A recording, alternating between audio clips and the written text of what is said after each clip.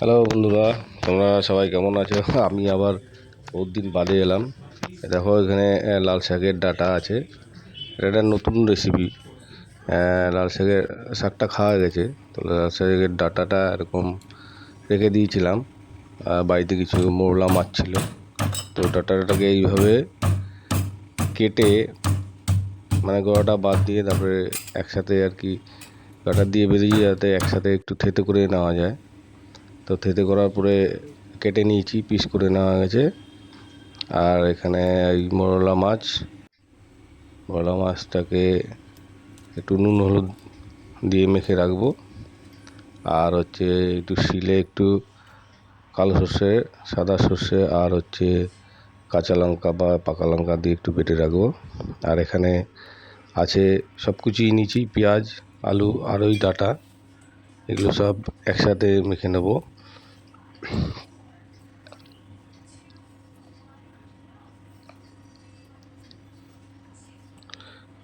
এগুলো সব একসাথে দিয়ে সবজি আর মাছ একসাথে দিয়ে আর যে মশলাটা বেটে রেখেছিলাম ওগুলো দিয়ে এটা ভালো করে একটু মেখে রাখতে হবে, কিছুক্ষণ মেখে রাখতে হবে। নুন পরিমাণ মতো,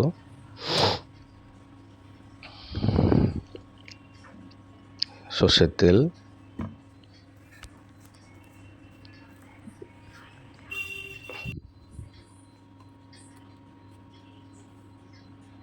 হলুদ গুঁড়ো, আর কিছু না। এই দিয়ে একটু ভালো করে মেখে মিনিট 5 একটু রেখে দেবো। এটাকে ভালো করে মেখে নিতে হবে।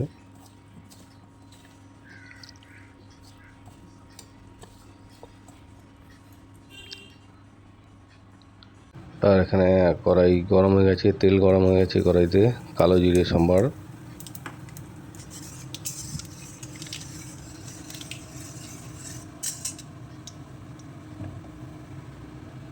এবার এই মাখাটাকে দিয়ে জাস্ট ধিমা আছে এটা করতে হবে।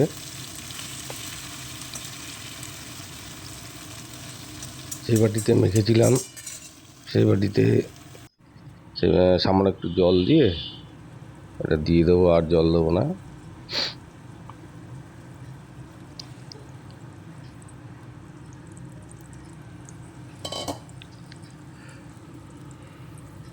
উপর থেকে একটু কাঁচা টমেটো দিয়ে দেবো, কাঁচা টমেটো না সরি পাকা টমেটো।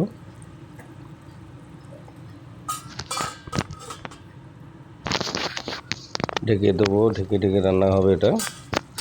আর সিমে রান্না হবে, একদম গ্যাসটাকে সিম করে দিয়ে রান্না হবে।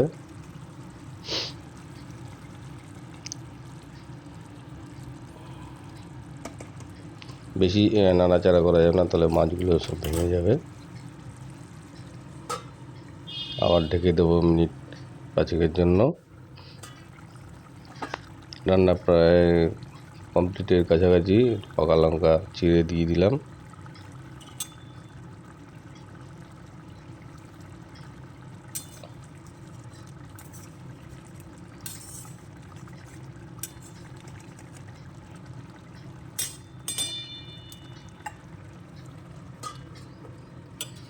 এভাবে আরও মিনিট 2 ঢেকে দেওয়ার পরে দেখুন একটু মাখা হয়ে গেছে। তো এবার এটাকে একটু নেড়ে চেড়ে নামিয়ে নেব।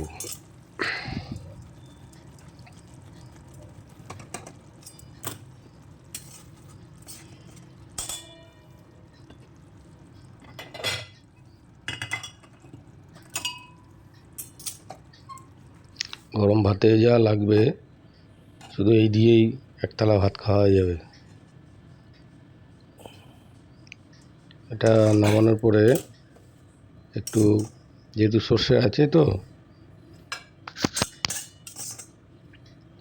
উপর থেকে একটু কাঁচা তেল দিয়ে জাস্ট দিয়ে ঢেকে রাখবো। সর্ষের তেল। এবার এটাকে একটু কিছুক্ষণের জন্য ঢেকে রেখে তারপরে খাওয়ার সময় এটা পরিবেশন করতে হবে। তো গাইস, কিরকম লাগলো জানাবেন।